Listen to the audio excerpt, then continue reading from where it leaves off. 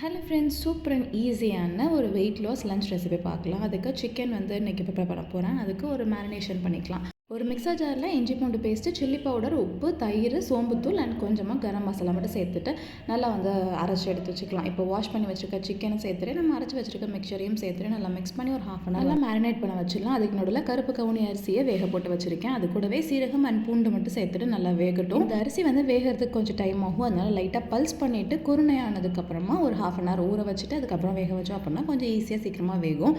இப்போது ஒரு நான்ஸ்டிக் கடாயில் கொஞ்சோண்டு எண்ணெய் ஊற்றிட்டு நல்லா வந்து ட்ரை ரோஸ்ட் மாதிரி பண்ணி எடுத்து வச்சுக்கலாம். நம்ம சிக்கனாக பார்த்திங்கன்னா சூப்பராக கோல்டன் கலரில் நல்லா குக் ஆகி வந்துருச்சு. ஒரு மேக்ஸிமம் ஒரு 7 to 8 minutes தான் ஆகும். கண்டிப்பாக ஃபுல் ஃப்ளேமில் வச்சுக்கோங்க. அப்போ தான் வந்து சாஃப்ட் அண்ட் ஜூஸியாக வந்து சிக்கன் இருக்கும். இப்போ நம்ம ரெடி பண்ணி வச்சிருக்க அரிசி கஞ்சி கூட தயிர் அண்ட் சால்ட் மட்டும் சேர்த்துட்டு நல்லா சர்வ் பண்ணி சாப்பிட்டோம் அப்படின்னா சூப்பர் டேஸ்டியான filling weight loss lunch ready. And நமக்கு சோறு கிரேவி சிக்கன் தான். அது வந்து என் தங்கச்சிக்கு. நமக்கு டயட்டுன்னு கெட்ட பழக்கம்லாம் இல்லை.